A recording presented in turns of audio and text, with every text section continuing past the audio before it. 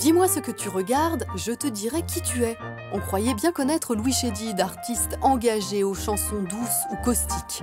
Mais il dévoile dans un savoureux recueil de nouvelles un goût prononcé pour les personnages en pleine crise existentielle, une légère obsession pour la mort et un vrai art de la chute.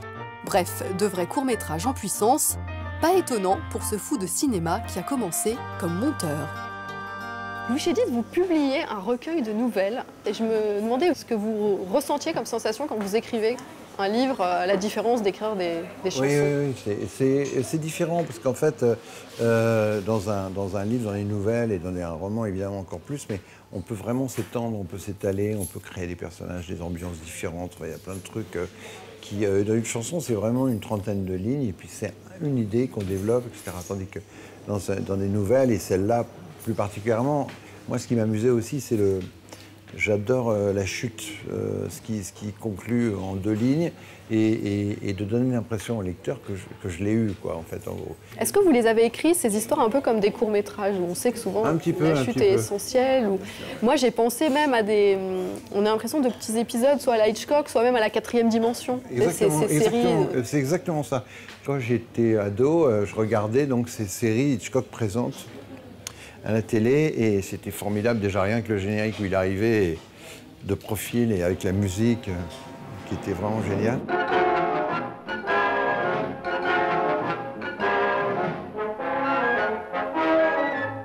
Et il y a cette fameuse histoire de la femme qui vient de perdre son mari et tout le monde le cherche et les policiers arrivent arrive chez elle.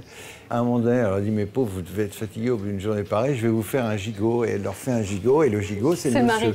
Et on s'en rend compte à la fin. Et moi, j'adore ça, genre de truc. C'est l'humour anglais, c'est très anglais, en fait. Très anglais, puis il y a un côté aussi...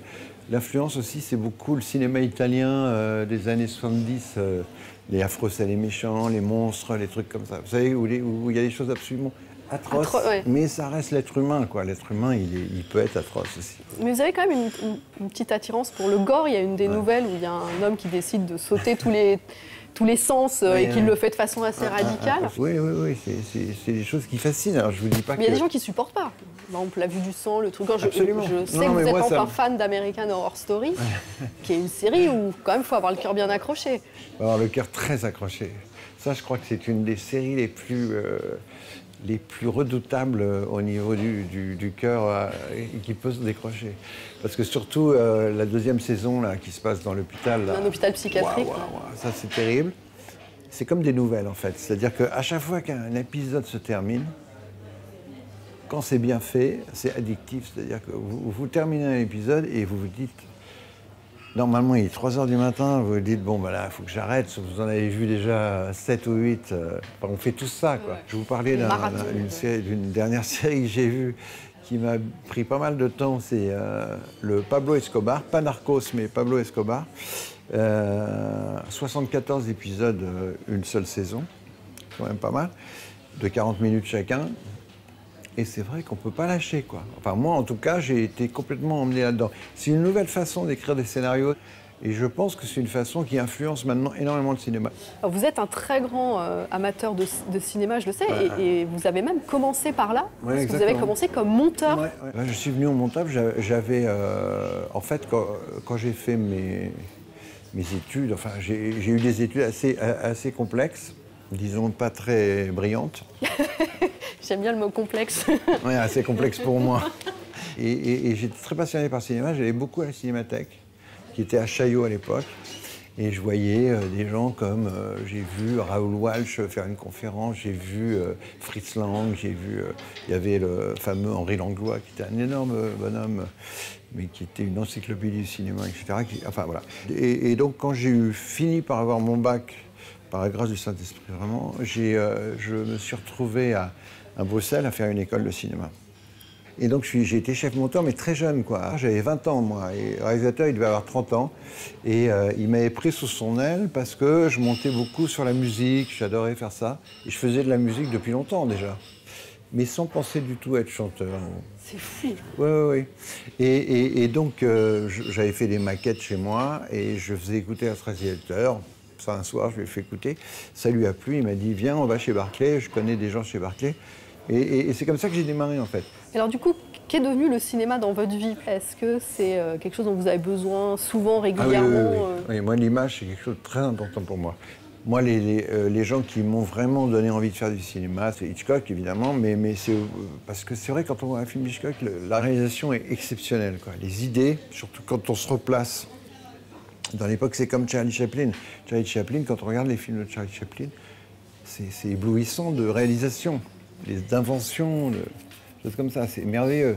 Fellini, par exemple. Bon, Fellini, la plupart des gens, c'est un lexique, quoi. Il faut avoir le lexique pour comprendre Fellini, c'est un truc... Je ne peux pas dire que je l'avais quand j'étais ado, mais j'ai été immédiatement, j'ai compris.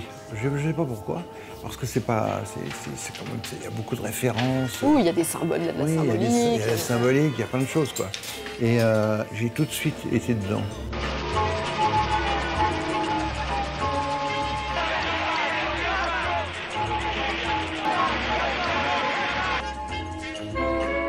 Vous avez des plaisirs coupables?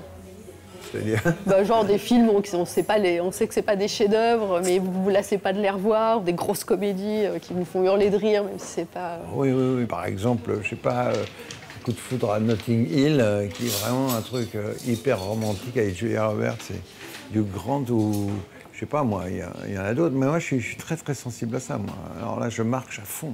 Je peux pleurer, j'ai aucun problème là-dessus. De toute façon, c'est ça aussi, la mission artistique, c'est aussi de donner une émotion aux gens, c'est de les faire vibrer, qu'ils regardent un truc, ils se disent « Ah, est-ce que c'est beau ?» Et ils ne savent pas pourquoi, même, presque à la limite. Et parfois, vous lisez des bouquins, ou vous voyez des films, où vous avez l'impression qu'on vous raconte votre vie, quoi. Donc ça, c'est beau aussi. Elle est belle aussi, cette gourmandise d'un artiste qui se régale des histoires des autres autant qu'il aime en raconter. Alors si vous rêvez de croiser la route d'un menteur professionnel, d'un président normal qui se rêve en dictateur ou d'un pétomane à la renommée internationale, faites donc entrer Louis Chédid dans votre bibliothèque.